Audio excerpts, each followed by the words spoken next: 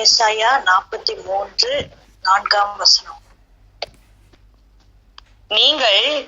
நீ என் பார்வைக்கு அருமையானபடியினால் கனம் பெற்றாய். நானும் உன்னை சிநேகித்தேன். ஆதலால் உனக்கு பதிலாக மனுஷர்களையும் உன் ஜீவனுக்கு ஈடாக ஜனங்களையும் கொடுப்பேன்.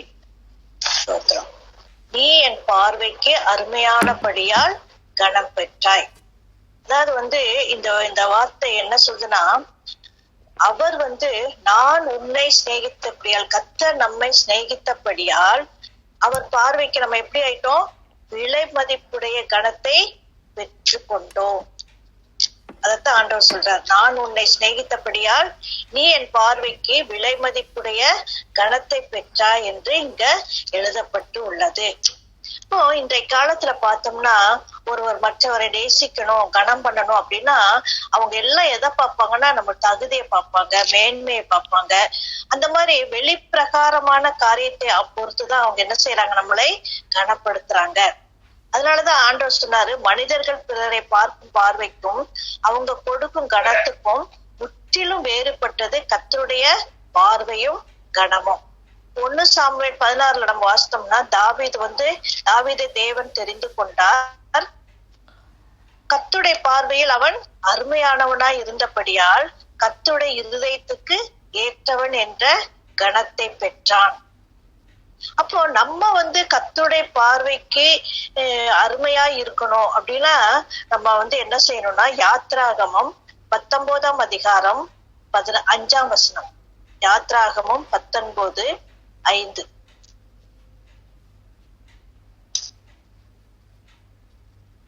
இப்பொழுது நீங்கள் என் வாக்கை உள்ளபடி கேட்டு என் உடன்படிக்கையை கைக்கொள்வீர்களானால் சகல ஜனங்களிலும் நீங்களே எனக்கு சொந்த சம்பந்தமாயிருப்பீர்கள். பூமி எல்லாம் என்னுடையது. நீங்கள் என் வாக்கை உள்ளபடி கேட்டு என் உடன்படிக்கையை கை கொள்வீர்களானால், பாத்தீங்களா, அவருடைய சம்பத்தாய் நாம் இருப்பீர்கள். அப்போ நம்ம ஆண்டவர் நம்ம கிட்ட என்ன எதிர்பார்க்கறதுனா, நம்மளுடைய வெளி தோற்றத்தையோ இல்ல நம்மளுடைய தகுதியையோ நம்மளுடைய எதையுமே பார்க்கல. அவரை என்ன சொல்றாருன்னா, அவருடைய வாக்கு என்ன செய்யணும், அவருடைய வார்த்தையை உள்ளபடி கேட்டு அதன்படி நம்ம ஜீவிக்கணும். அவங்கதான் கர்த்தருடைய பார்வையில யாரு கனம் பெற்றவர்களா இருக்கிறாங்க. அவங்கதான் கர்த்தருடைய பார்வைக்கு அருமையானவர்கள். அதான் இஸ்ரவேல் ஜனங்களை ஆண்டவர் இவ்வளோ ரொம்ப நேசிச்சாரு. ஆனா அவருடைய அன்பையும் அவருடைய வல்லமையையும் அவங்க என்ன செய்யாம போயிட்டாங்க, அவருடைய அற்புத வழிநடத்தலையும் நினையாமல் தேவனை மறந்து வழிவிலகி சென்றார்கள். அதனாலதான் கர்த்தர் அவங்களை எல்லாம் என்ன செஞ்சுட்டாரு, அவரை நேசிக்கல. அவரு முதல்ல அவர் ரொம்ப நேசிச்சாரு. ஆனா அவங்க அவருடைய அன்பையும் வழிநடத்துதலையும் அவருடைய வல்லமையும் அவங்க நினையாமல் போனனால கர்த்தர் என்ன பண்ணிட்டாரு, அவங்களை எல்லாம் அழிந்து போனாரு. அவங்களை நான் நேசிக்கவில்லைன்னு சொல்றாரு. ஆனா நம்ம எப்படி நடக்கணும், அவருடைய வாக்கை உள்ளபடி கேட்டு அதன்படி நம்ம ஜீவிக்கும் போது நம்ம அவருடைய பார்வைக்கு அருமையானவர்களாக கனம் பெற்றவர்களாக இருக்கும். இப்ப வேதத்துல சில காரியங்களை நம்ம பார்ப்போம். கர்த்தரின் கனத்திற்கு உரியவர்கள் அப்படின்னா அவங்க என்ன செய்யணும், அவங்க யாரெல்லாம் அப்படின்னு சொல்லி நம்ம பார்த்தோம்னா, சங்கீதம் 91:15.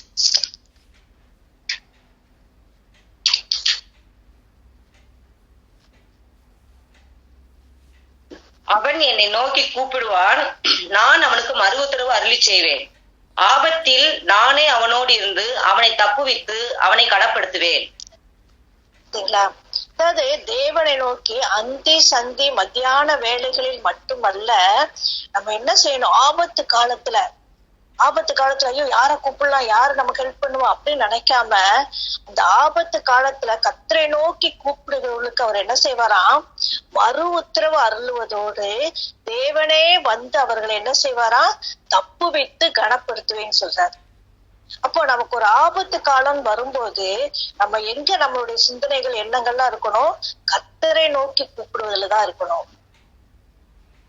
ஏன்னா அவர் இருதயத்தை பார்க்கிற கர்த்தர். சும்மா சரி ஆண்டவர்ட்டையும் சொல்லி வைப்போம் அப்படின்ற மாதிரி கிடையாது. உடனே நம்மளுடைய சிந்தனை வர்றது நேர ஆபத்து காலத்துல தேவனை நோக்கி கூப்பிடணும். அப்ப அவர் என்ன செய்வாராம், மறு உத்தரவு கொடுக்கறது மட்டுமல்ல, நம்மை கனப்படுத்துகிறவராய் இருக்கிறார்.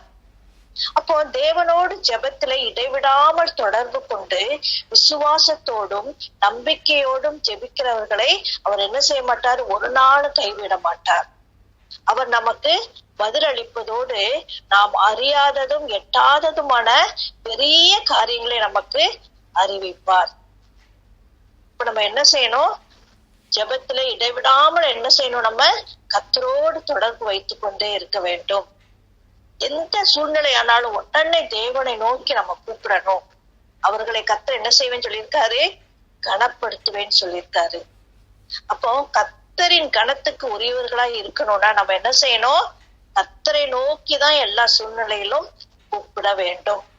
அடுத்து யாரை கனப்பண்ணுவேன்னு சொல்றாருன்னா, யோவான் 12:26. யோவான் 12:26. ஒருவன் எனக்கு ஊழியம் செய்கிறவனானால் என்னை பின்பற்ற கடவன். நான் எங்கே இருக்கிறேனோ அங்கே என் ஊழியக்காரனும் இருப்பான்.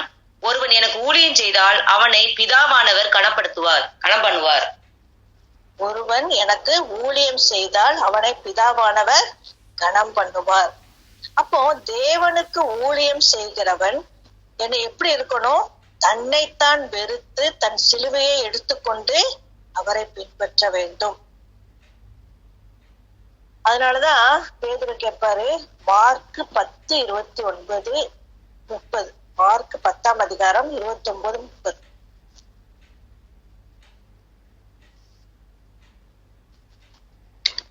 அப்பொழுது பேதுரு அவரை நோக்கி, இதோ நாங்கள் எல்லாவற்றையும் விட்டு உம்மை பின்பற்றினோமே என்று சொல்ல தொடங்கினான்.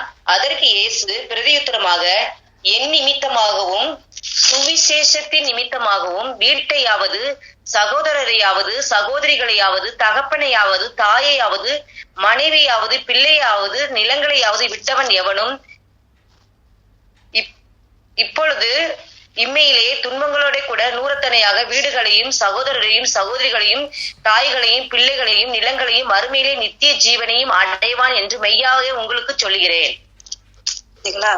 ஒருவன் கர்த்தருக்கு ஊழியம் செஞ்சா அவர் என்ன செய்வாரா, கனம் பண்ணுவது மட்டுமல்ல, வீடு குடும்பம் நிலம் உறவு அனைத்தையும் விட்டு இயேசுவை நேசித்து ஊழியம் செய்தால் 100 மடங்கு என்ன செய்வாரா, ஆசீர்வதிப்பேன்னு சொல்றார்.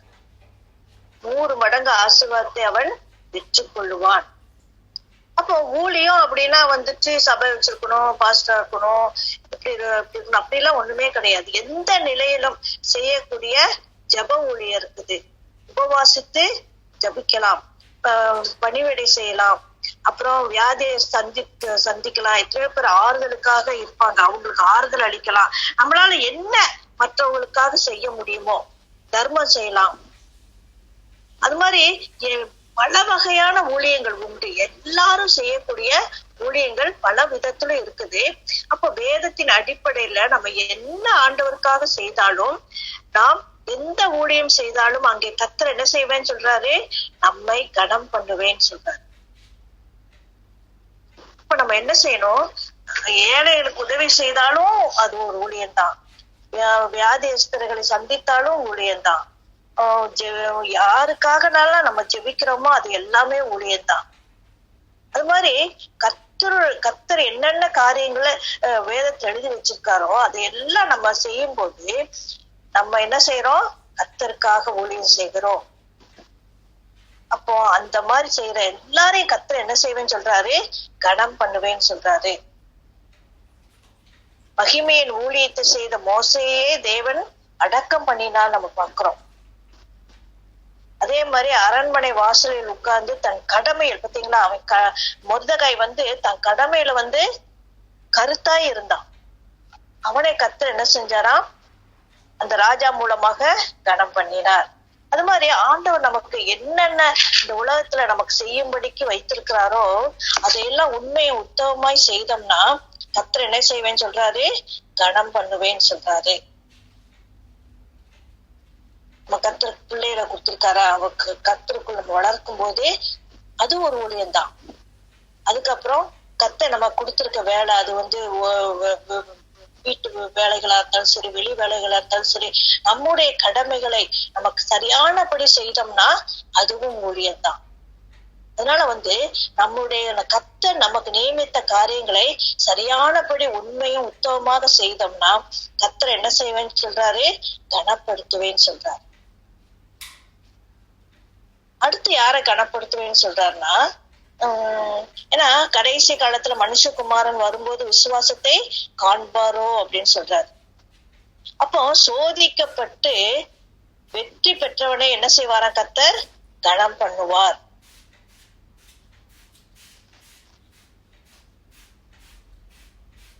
அநேகர் தங்கள் விசுவாசத்தை மறுதலித்து பின்வாங்கி போய்விடுவர். அதனாலதான் ஆண்டவர் சொல்றாரு, நிற்கிறேன் என்று சொல்லுகிறவன் விழாதபடிக்கு என்ன செய்யணுமா, எச்சரிக்கையா இருக்க வேண்டும். 1 பேதுரு 1:7.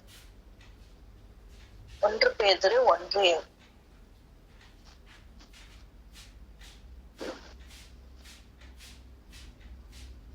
அழிந்து போகிற பொன் அக்னியினாலே சோதிக்கப்படும். அதை பார்க்கிலும் அதிக விலையேற பெற்றதாய் இருக்கிற உங்கள் விசுவாசம் சோதிக்கப்பட்டு இயேசு கிறிஸ்து வெளிப்படும் போது உங்களுக்கு புகழ்ச்சியும் கனமும் மகிமையும் உண்டாக காணப்படும். அழிந்து போகிற பொன் அக்னியினால் சோதிக்கப்படும், அதை பார்க்கிலும் விலையேற பெற்ற நம்முடைய விசுவாசம் அப்பப்ப சோதிக்கப்படும். அப்போ நம்ம இந்த சோதனையில ஜெயிக்கும் போது கர்த்தர் என்ன செய்வாராம், இயேசு கிறிஸ்து வெளிப்படும் போது புகழ்ச்சியும் கனமும் மகிமையும் உண்டாகும். அதனாலதான் நம்ம ரொம்ப எச்சரிக்கையா இருக்கணும். ஏன்னா மனுஷகுமாரன் வரும்போது விசுவாசத்தை காண்பாரோன்னு சொல்றாரு. அதனால நம்ம கர்த்தர் மேலுள்ள அந்த விசுவாசத்தை நாளுக்கு நாள் நம்ம என்ன செய்யணும், அதுல பெருகி கொண்டே போக வேண்டும். அதனாலதான் நான் விசுவாசத்துல நிற்கிறேன்னு சொல்லுகிறவன் விழாதபடிக்கு என்ன செய்யணுமா, எச்சரிக்கையா இருக்க வேண்டும். இப்போ நம்ம விசுவாசம் சோதிக்கப்படும் போது நம்ம ஜெயித்தோம்னா இயேசு கிறிஸ்து வரும்போது நமக்கு என்ன கிடைக்கும், புகழ்ச்சியும் கனமும் மகிமையும் உண்டாகும்.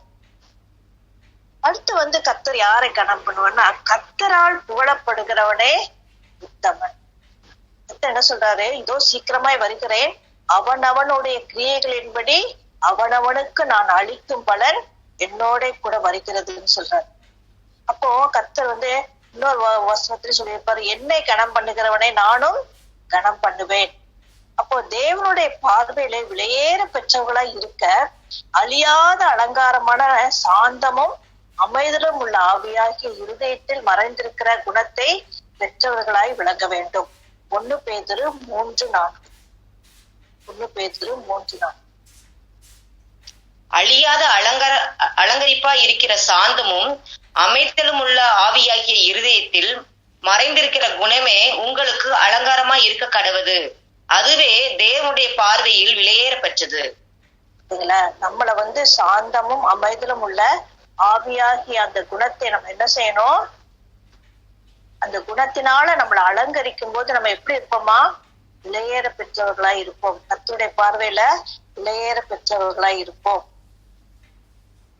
அதனாலதான் ஆண்டவர் என்ன சொல்றாரு, பிரசங்கி 2:26. பிரசங்கி 2:26.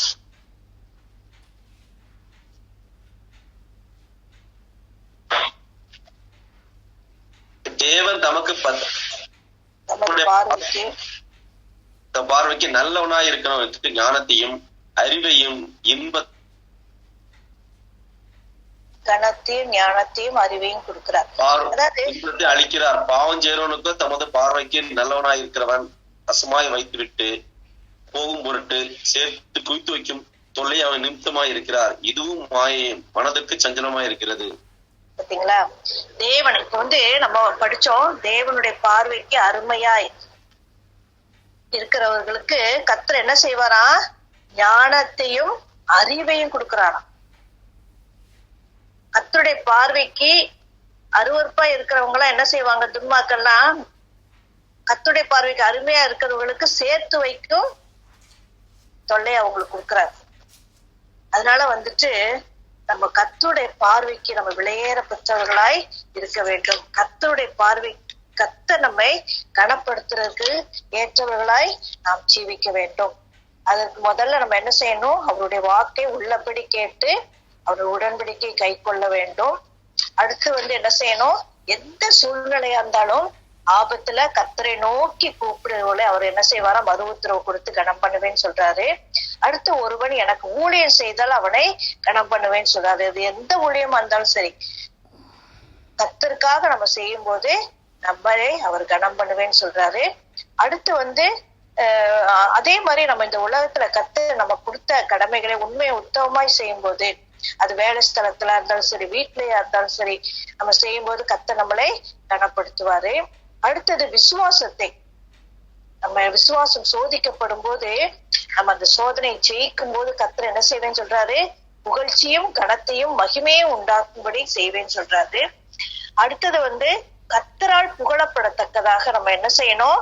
நம்மை சாந்தமுள்ள ஆவியிலும் அமைதலுள்ள ஆவியிலும் அலங்கரித்துக் கொள்ளும் போது கர்த்தர் என்ன செய்வாரா?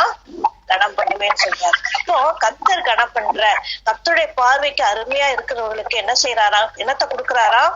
ஞானத்தையும் அறிவையும் கொடுக்குறேன்னு சொல்றாரு. அப்போ நம்ம என்ன செய்யணும்? இந்த உலகத்துல இருக்கும் போதே கர்த்தருடைய பார்வைக்கு அருமையாய் நம்ம ஜீவிக்க வேண்டும். கர்த்தருடைய பார்வைக்கு கனம் பெற்றவர்களாய் நாம் ஜீவிக்கிறதுக்கு கர்த்தர் நமக்கு வழிகளை உண்டாக்கி கொடுக்கின்றார். அப்படி நம்ம ஜீவிக்கும் போது கர்த்தர் நமக்கு ஞானத்தையும் அறிவையும் கொடுக்கிறார். கர்த்தருக்கே மகிமை.